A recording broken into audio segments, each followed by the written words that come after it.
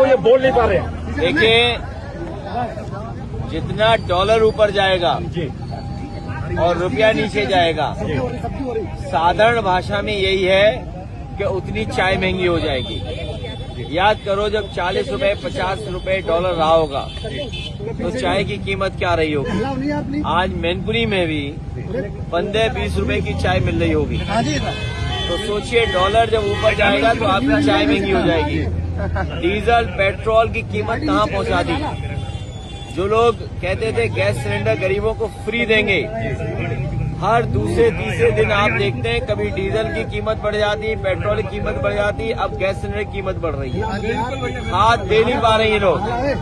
खाद के लिए किसानों को कागज लेकर के जाना पड़ रहा है, तब कहीं जाकर के 2 बोरी मिल रहा है, और 2 बोरी भी उसमें चोरी हो रही है। स्मार्ट सिटी बनाने वालों ने स्मार्ट मीटर लगाए थे। हम बधाई देना चाहते हैं गरीबों को, किसानों को, उन्होंने स्मार्ट मीटर उठा के फेंक दिए।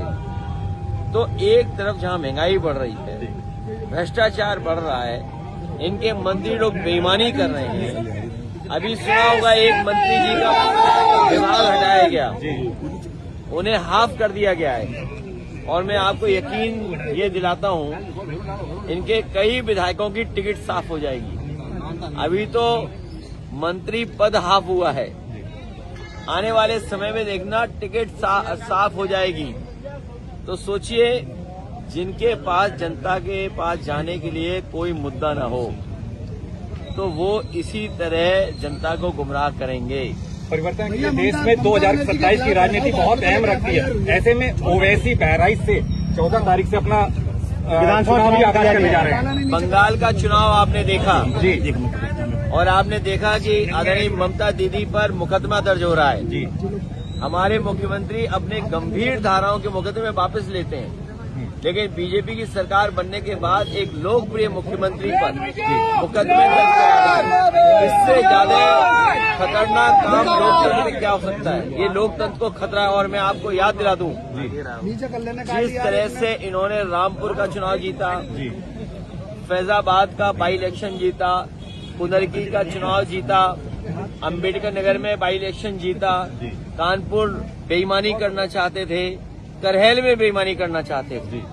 मैं केवल बंगाल के चुनाव के बाद ये कहना चाहता हूं, यूपी का चुनाव आखिरी चुनाव होगा जो देश का चुनाव होगा अगर बीजेपी जीत गई। बंगाल जिले के चुनाव को लेकर एक बात कहना चाह रहा हूं कि अभी राहुल गांधी ने और महागठबंधन की 8 तारीख को मीटिंग हुई थी, जिसमें राहुल गांधी ने कहा था कि टीएमसी से उनके बहुत अच्छी मित्रता है, और उन्होंने बताया था वो जीत के लिए आश्वस्त थे। मगर वहीं राहुल ने बोला था आप सपना देख रहे हैं, जैसे कि महाराष्ट्र हुआ, गुजरात हुआ और हरियाणा जैसी जगह में वो पहले भी वादा कर चुके थे, वो देख चुके हैं। अभी की बात को कोई विश्वास नहीं कर रहा है। मैं इंडिया गठबंधन और कांग्रेस इसी पर बहस नहीं करना चाहता हूँ।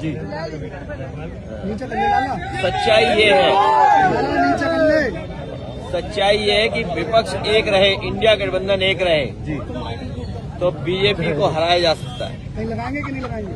कांग्रेस के प्रभारी हैं अविनाश पांडे, वो कह रहे हैं सभी सीटों में हमारा चुनाव लड़ने में सक्षम है। तो ये तो अच्छा कह रहे हैं कि 403 में वो तैयारी कर रहे हैं, 403 में हम तैयारी कर रहे हैं जी।